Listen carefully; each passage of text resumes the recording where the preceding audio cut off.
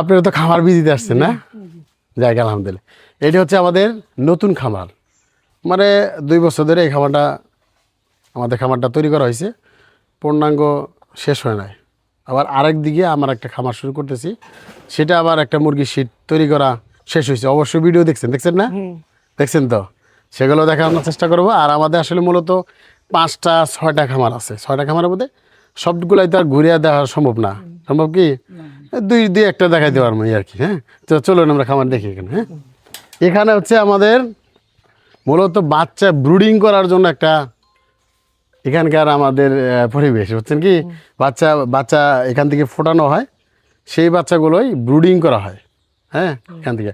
আর বলা চলে এক ধরনের আমাদের এখানে চিড়িয়াখানা। হ্যাঁ, যেখানে হাঁস, মুরগি, ফার্মি মুরগি, আপনার হইল টার্কি আছে, 30 ক্যাম্বেল হাঁস আছে, গরু আছে, ছাগল আছে, প্লাস দেশি মুরগি আছে। হ্যাঁ, তো নিশ্চয় দেখতে পারতেছেন। হ্যাঁ, তো এখানে বিভিন্ন জায়গাতে আছে। এদিকে আসেন, দেখেন এখানে ব্রাহ্মা জাতের মুরগি আছে। দেখেন এদিকে আসেন, এগুলো হচ্ছে ব্রাহ্মা মুরগি। হ্যাঁ, দেখেন বড় বড় সাইজ না? এগুলো হচ্ছে ব্রাহ্মা মুরগি। এগুলো হচ্ছে অনেকে শৌখিন মুরগি ভাবে পালন করে। এটা হচ্ছে লাইভ কলম্বিয়ান লাইভ ব্রাহ্মা। হ্যাঁ, আর এইটা হচ্ছে হলো আপনার দেশি মুরগি বাচ্চা। আজকে এই পেপার থেকে ফ্লোরে নামছে, মানে এই যে তুষে নামছে, দেখছেন? কোনটা? এই বাচ্চার বয়স হচ্ছে 1 সপ্তাহ। হ্যাঁ, 1 সপ্তাহ বাচ্চা। দেখেন কতগুলা কিন্তু পাক জ্বালাইছি। দেখেন এই যে পাকগুলা পাক হয়েছে না? এটা এক ধরনের গলা ছিল একটা বাচ্চা, মানে 100% দেশি মুরগির। হ্যাঁ, আপনি অবশ্যই গলা ছিলা কিছু কিছু পাবেন। এখানে বাচ্চা আছে টোটালি 320। হ্যাঁ, আমরা যে বাচ্চাগুলি নিতেছি একদিন বয়সের বাচ্চা, এটা বোর্ডিং এ ছাড়ার 2 ঘন্টা আগে আমরা এই লাইট জ্বালাই দিই। না, মূলত হচ্ছে বাচ্চা আপনি কিনতে যাবেন, যখন বাচ্চা নিতে যাবেন তারও 2 ঘন্টা আগে লাইট সেট আপ বাসায় করে তারপর আসতে হবে। জি, এটা করা আছে। আমরা অবশ্যই আপনার করা আছে না? যেমন এরকম একটা ছাতা দিয়ে এরকম গোল করে এখানে পেপার বিছাইয়া লাইটে তাপ দিয়ে তারপর আসতে হবে। মানে কত ওয়াট বাল্ব লাগবে? এগুলো সাধারণত আমাদের এখানে দেখেন 4টা বাল্ব আছে। তো 4টা বাল্ব 100 ওয়াটের 4টা বাল্ব দিলে চলবে। হ্যাঁ, আর যদি গরম হয় তাহলে 60 ওয়াটের বাল্ব 4টা হলেই যথেষ্ট। এদিকে আসেন। সারাদিনে চালা লাগবে, সারা রাত চালা লাগবে নাকি? না, সারা রাত বলতে এখন বর্তমানে গরমকালে দেখা যাচ্ছে এখন কিন্তু প্রচুর গরম না? এখানে সর্বনিম্ন না হলে 34 ডিগ্রি তাপমাত্রা আছে। তো একদিন বয়সে বাচ্চাদের 35 দিতে হয় তাপমাত্রা। তারপরে তো বর্তমানে 34 আছেই, তাহলে তার লাইট জ্বালানো করে দোকান নাই নাকি? প্রয়োজন পড়তেছে না। মানে একটা বাচ্চা শুরু থেকে, মানে একদিন বয়স থেকে শুরু করে 5 দিন পর্যন্ত 35 ডিগ্রি তাপমাত্রা পাবে। সেখানে যদি আপনি 34 দেন, 33 দেন, কোনো সমস্যা নাই। কিন্তু 30-এর নিচে নামান যাব না। 1 সপ্তাহের ভিতরে, মানে 5 দিনের ভিতরে। 5 দিনের পরে ভিন্ন। হ্যাঁ, আমাদের এখানে এই যে বোর্ডিংয়ের সেট আপটা, এটা হলো অটো বোর্ডিং সেট আপ আছে। তো সেটা বলতে তো অটোমেটিক কাজ করে, তো তার জন্য আমাদের প্যারাটা নাই গিয়া। হ্যাঁ, আর যারা নতুন রয়েছে তাদের মনে করেন যে সবসময় চেষ্টা করবেন কাছে থাকার জন্য 5 দিন, যাদের বোর্ডিং সেট আপটা নাই। হ্যাঁ, এদিকে দেখেন, এইদিকে হচ্ছে আপনার হলো এখানেও 320 বাচ্চা আছে। দেখেন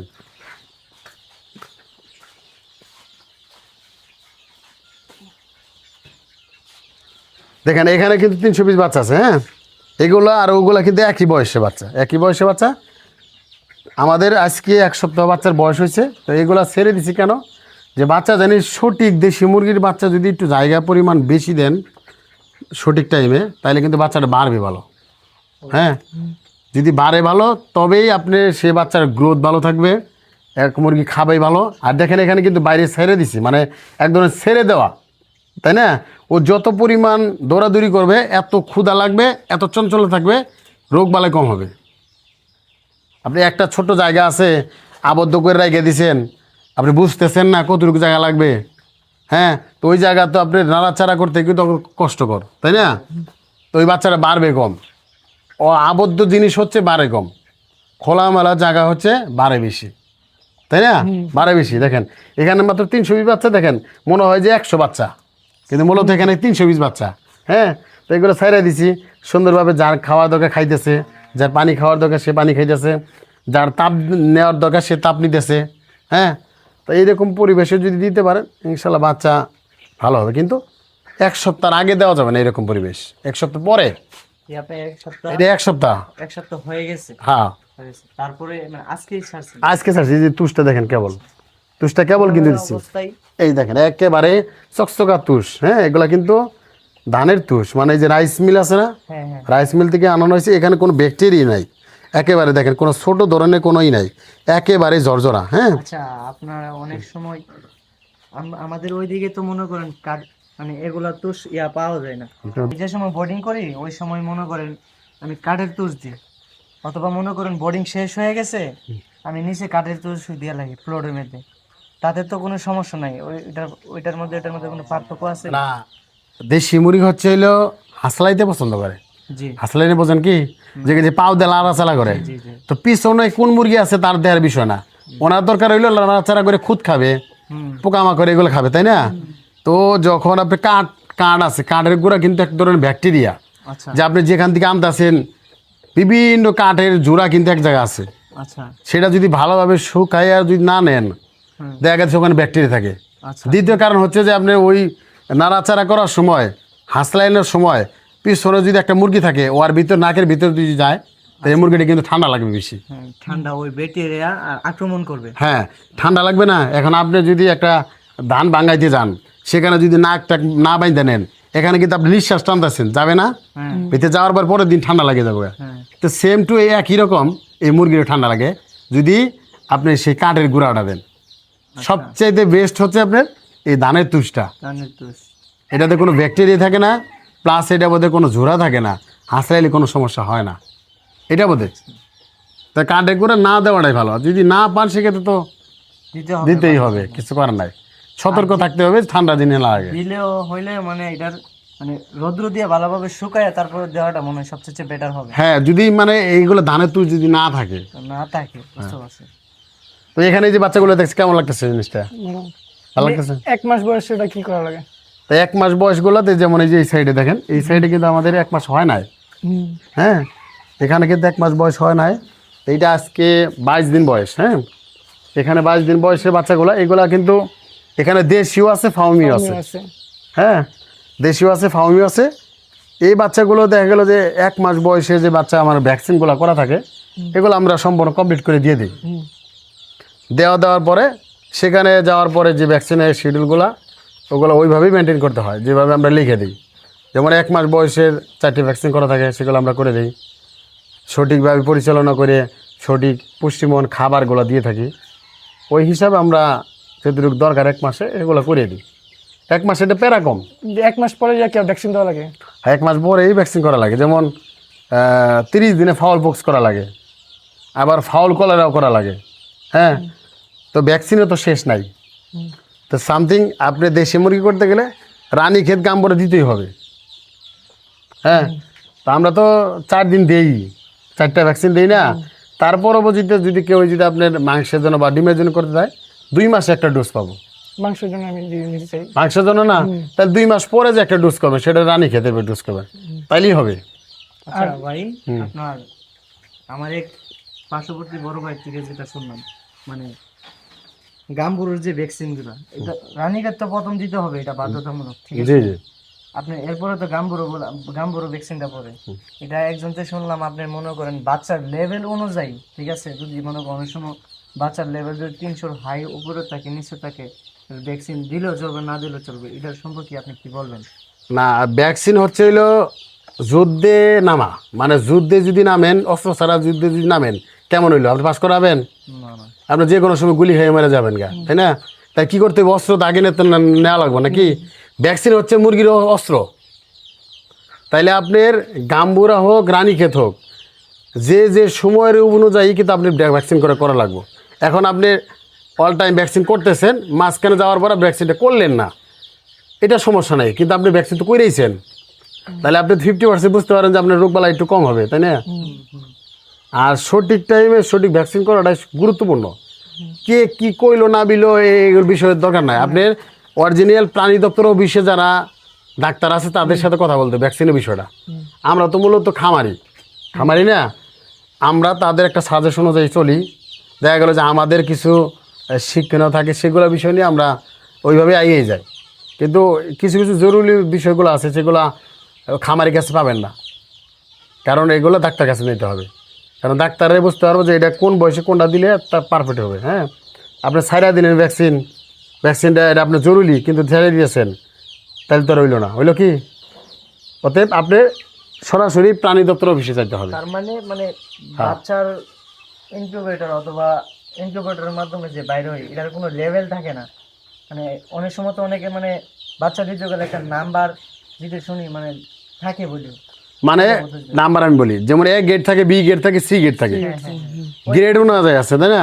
গ্রেড হচ্ছে ক্যাটাগরি, গ্রেড হচ্ছে ক্যাটাগরি, কোন ক্যাটাগরি বাচ্চা নিতেছেন। এখন এ গ্রেডের বাচ্চা হলো এক সুস্থ সবল থাকে, তো এটাতে রোগবালাই কম থাকে। আর যেগুলো বি গ্রেডের বাচ্চা থাকে সেগুলো রোগবালাই একটু বেশি হতে পারে, মানে কি এগুলো সিজারের বাচ্চা, মানে টাইনা বাই করতে হয় ডিম থেকে। আর একটা আছে একেবারে ডিম থেকে বাইরে না, তারে খোসা ভাঙে ভাঙে বাই করতে হয়, এগুলো হচ্ছে সি গ্রেডের বাচ্চা। এ গ্রেডের বাচ্চাগুলা যে এটা মানে গাম্বুরো ভ্যাকসিন এটা দিতেই হবে, এর কোনো লেভেল মানে না না না, ওই লেভেলের মধ্যে গাম্বুরানোর বিষয় কোনোই না। আপনি বাচ্চা পালন করতে গেলে আপনি গাম্বুরা ভ্যাকসিন অবশ্যই লাগবে। লাগবে? হ্যাঁ লাগবে। এখন আপনার এ গ্রেড হোক, বি গ্রেড হোক, সি গ্রেড হোক, লাগবেই লাগবে এটা। আচ্ছা ঠিক আছে, আর চলেন আরো বাচ্চা দেখাই আমরা আরো। হ্যাঁ, দেখি এটা হচ্ছে ইনকিউবেটর মেশিন। এটা হচ্ছে ইনকিউবেটর মেশিন। এরকম মেশিনে আমরা ডিমগুলো ফুটিয়ে থাকি। আচ্ছা হ্যাঁ, এরকম ফুটিয়ে থাকি। এরকম মেশিন আমাদের 4-5টা রয়েছে। তো এটার দিকে কিছুদিন আগে বাচ্চা ফুটছে। আর ওগুলো যেগুলো এগুলো আপনার ডিম দেওয়া আছে। কারেন্টে চলে? হ্যাঁ, সবগুলো কারেন্টে চলে, সবগুলো কারেন্টে চলে। কারেন্টে কি 24 ঘন্টা কারেন্ট থাকতে হয় নাকি? হ্যাঁ, 24 ঘন্টায় কারেন্ট থাকতে হয়, আইপিএস অথবা জেনারেটর দিতে হয়। এখন এই যে এখানে যে আপনি আমাদের খামারটা ভিজিট করলেন, দেখলেন কেমন লাগলো? ভালো লাগছে। চলেন তাহলে আজকে নতুন খামারে যাই। একেবারে নতুন খামার, যেগুলো দেখলে অনেক কিছু আইডিয়া হবে। যেগুলো এখানে দেখেন সাপড়া করছি, সাপড়ায় তো অনেক সমস্যা থাকতে পারে, তাই না? চলেন তাহলে আমার ঘর খামারটা দেখি। এই যে এটা হচ্ছে আমাদের নতুন শীট, এখানে আমি নিজে থাকিও। হ্যাঁ, এটা দেখে খুব খোলামেলা পরিবেশ, তাই না? কেমন লাগতেছে? হ্যাঁ, এখানে কিন্তু একেবারে পুরোটাই হচ্ছে ধানের জমিন।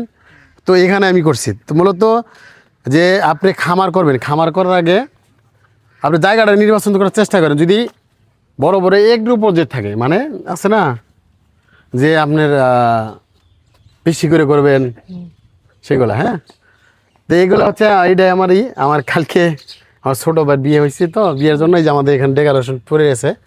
তো যার কারণে এখানে অনেক কিছুই পরিষ্কার করতে পারি না। হ্যাঁ, এইটাই হচ্ছে আপনাদের ঘর, এটাই হচ্ছে খামার।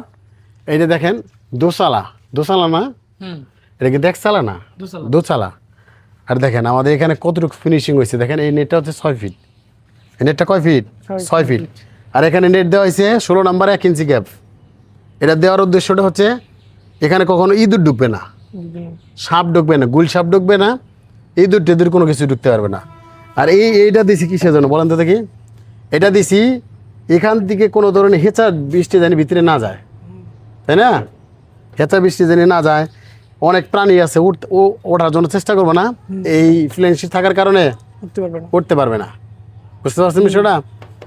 আর আমি এটা একটু উঁচাই দিছি, দেখছেন কি উঁচাই দিছি, এই যে 1 ফিট একটু উঁচাই দিছি, তারপরে কিন্তু আবার এটি দিছি। আর এইটার নিচে হচ্ছে আমার ফ্লোর, দেখেন এই সামনে আহেন, 1 ফিট এটা ফ্লোরে। এই ফ্লোরটা। আর একটা মজার বিষয় হচ্ছে দেখেন এই খামারের সবচেয়ে গুরুত্বপূর্ণ বিষয় হচ্ছে এই যেটা আমি খামারের সাথে এটা ফিল্টারের পানি দিছি। কেন দিছি? যে আমি কোনো জায়গায় নাড়াচাড়া করব না। এখান থেকে যত খাবারের পট, পানির পট, পানি লাগবে এখান থেকে পরিষ্কার করে এখান থেকে আমি ঢুকে পারবো। তাইলে আপনি অন্য জায়গায় যাওয়া লাগতেছে কি? সময় বাঁচতেছে না? এটা চাইলে চেষ্টা করবেন একেবারে এইটা মোটরের দিকে লাইন করে নেবেন বা আপনি ট্যাঙ্কার দিকে লাইন করবেন। হ্যাঁ, এটা আমার একটা সুবিধার জন্য। হ্যাঁ, আর ভিতরে আসেন। আচ্ছা, এই দেখেন ভিতরে আসার পরে কেমন লাগতেছে দেখেন। এটা কিন্তু একেবারে খোলামেলা জায়গা, তাই না?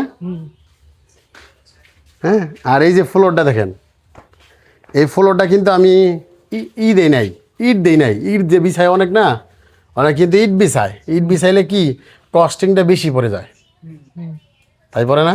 হ্যাঁ পরে কস্টিংটা বেশি পড়লে কিন্তু খামারি আলার কি হয়, যারা নতুন খামারি থাকে তাদের কিন্তু অ্যামাউন্টটা কম থাকে, অ্যামাউন্টটা কম থাকে না। আমার সাশ্রয়ী বুঝতে হবে, প্লাস আমার সব দিকে দেখা লাগবে, তাই না?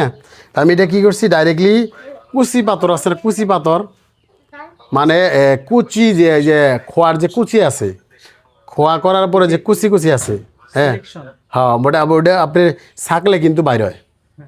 ওইটার আমি বড় সাইজ করে ওইটা বালু দিয়ে সিমেন্ট দিয়ে একবার ঢালাই দিছি, 1 ইঞ্চি 2 ইঞ্চি পরিমাণ ঢালাই দিছি। ঢালাই দেওয়ার পর দেখেন একেবারে কিন্তু মজবুত হয়েছে না?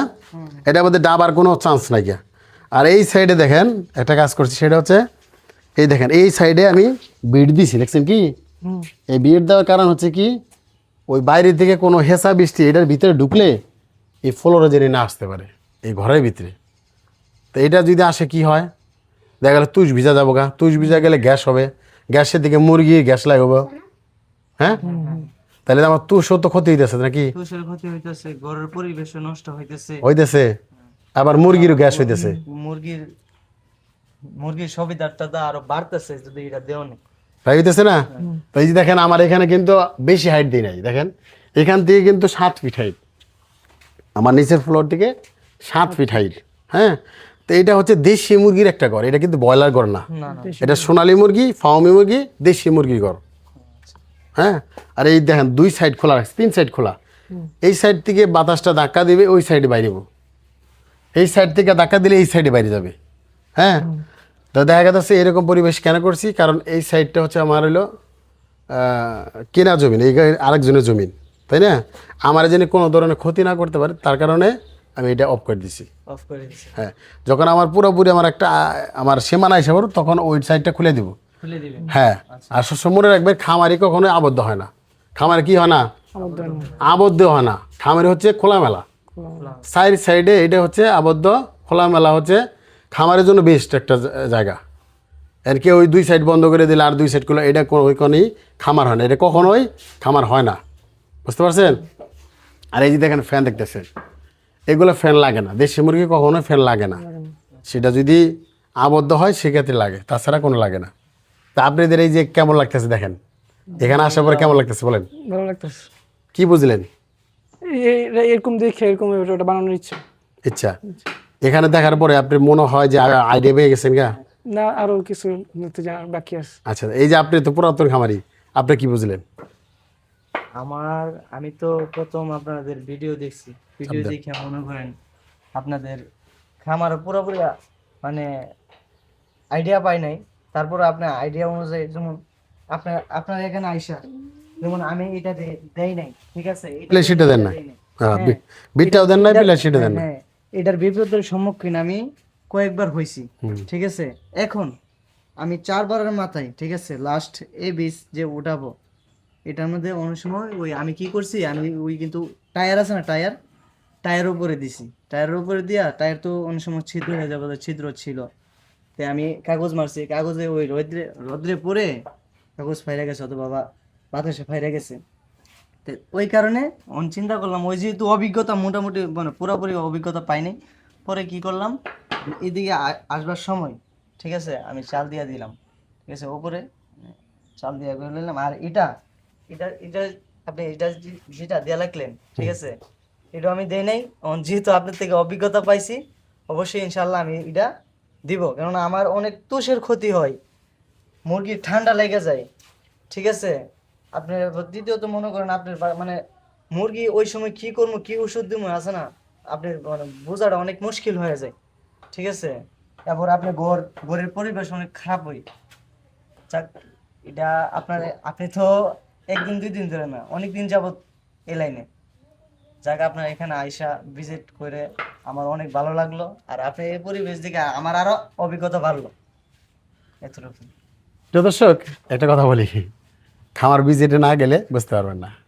আমার পুরাতন খামারে অনেক বছর ধরে, আজকে 12-13 বছর ধরে খামারে আছি, আমাদের অনেক ধরনের ভুল হয়, হ্যাঁ, এইগুলো সংশোধন করার জন্য আমরা এই ঘরটা বানাইছি, একেবারেই এমনভাবে বানাইছি আমাদের জন্য কোনো ভুল না থাকে ইনশাল্লাহ।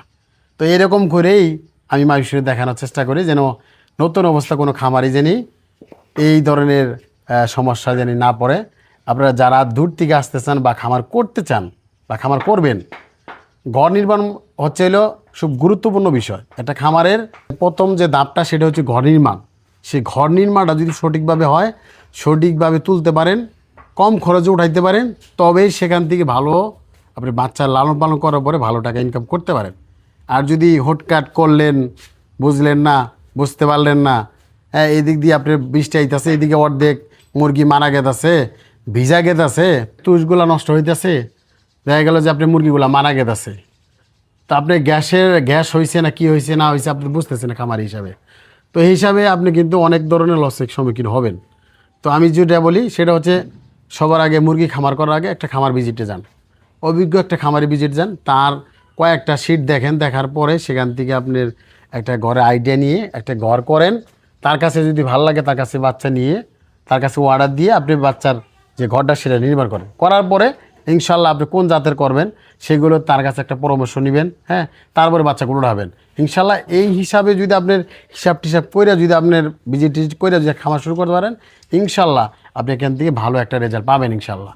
আর দেশি মুরগি আপনারা জানেন, দেশি মুরগি সারা বাংলাদেশে এমন কোনো জেলায় নাই যে সেটার ভালো রেট না পাওয়া যায়, মানে কম বেশি সব জায়গায় ভালো রেটটা পাওয়া যায়। তো দর্শক, এখন আমাদের যে বাইক আসছিল তারা কিন্তু বিভিন্ন জেলায় থেকে আসছিল, তো তারা কিছু হইলেও অভিজ্ঞতা অর্জন করছে নাকি, কিছু হইলেও তো পাইছেন নাকি। তো তাদের জন্য দোয়া করবেন, তাদের শুভকামনা রইল, তারা যেন বাচ্চা নেওয়ার পরে তিনি যেন ভালোভাবে লালন পালন করতে পারে। আর আমার যতটুকু সেবা দেওয়ার কথা ইনশাল্লাহ পাবে, কারণ যারা পুরাতন খামারি বা নতুন খামারি রয়েছেন যারা আসতে চান আসতে পারেন, এসে দেখে শুনে আপনি খামার করতে পারেন। আর অবশ্যই আপনি ভালো একটা ট্রিটমেন্ট দেওয়ার জন্য চেষ্টা করবো। প্রিয় দর্শক, আজকের মধ্যে ভিডিওটা এখানে শেষ করছি। সবাই ভালো থাকবেন, সুস্থ থাকবেন, আল্লাহ হাফেজ।